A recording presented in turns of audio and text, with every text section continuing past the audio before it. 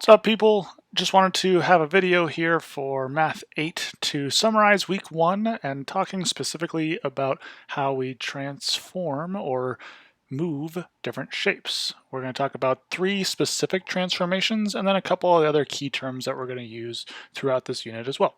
So let's get into it. Our first transformation is what we call a translation. A translation is basically when we have a figure, like figure A here, and we move it in a specific direction without changing the orientation of the image. So you see here, A and B both look pretty much the same, they just have been moved to a different spot. When we have any transformations, we have a couple of key terms that we're going to use no matter what if it's a translation, a reflection, or a rotation. We have a term called image here. Basically, if we take our original figure and let's say we do a translation and we move it up and to the right here, our new figure is what we call an image. It's just the result after one of our transformations. The other key term is corresponding points.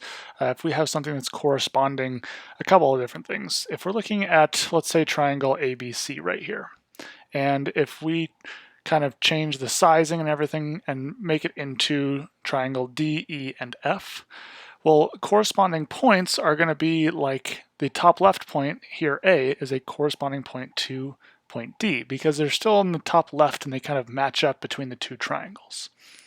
You can also say that there are corresponding sides or corresponding segments. So like AC here, line AC, corresponds to line DF or segment DF. Second of the transformations that we do is called a rotation. Rotation is always going to be, again, the same size. So you see A and B, they look the same, they just look like they've been rotated. Often when we're talking about rotations, we're going to say that it rotates a certain number of degrees. And also, when we want to talk about direction, we don't necessarily want to call it to the right or the left. We often use clockwise or counterclockwise. So like in this top one here, if we're talking about clockwise, we start with figure A, we rotate it clockwise, because it's the direction that we go on a clock, and it becomes image B. Then if it's counterclockwise, we start with A here, we go this direction, which is counterclockwise, and that gives us image B. The last of the 3 transformations is called a reflection.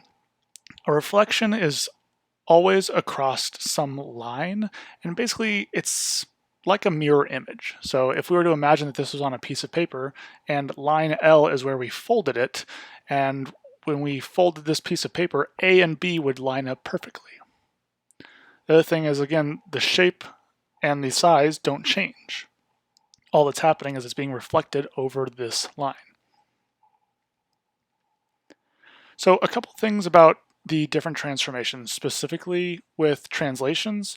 When we move a specific point in a figure, these corresponding points here, you notice that this point here, going to the new point in the image B, well, it's going a certain distance.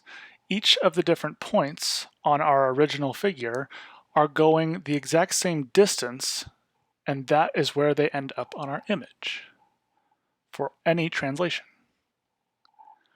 For rotations, when we're trying to quantify things, we're always going to say if it's going counterclockwise or clockwise, and then we're going to say how many degrees it's turned. There's multiple different ways a rotation can occur. Sometimes it's around a specific point that's actually on the image. So in this case here, we rotate it on this point. So the corresponding point is the same spot because it doesn't move for A or C, everything else around it is moving. And then other times the point is farther away, in which case the entire figure is rotated. Lastly, with the reflections here, a couple of different things as far as distance from this reflection or line of reflection. The distance from each point here, so the distance from the corresponding points from A and D, those should be the exact same distance from the line of reflection. Same thing if we're talking about the corresponding points at the top here, they're going to be the same distance from the line of reflection. Last two things I want to talk about are the grids that we use when we're talking about transformations. First of all, we have our standard grid here that we use for graphing with a bunch of squares on it. When we use this grid to describe a transformation, we have our original figure and an image. But there's another type that we might use.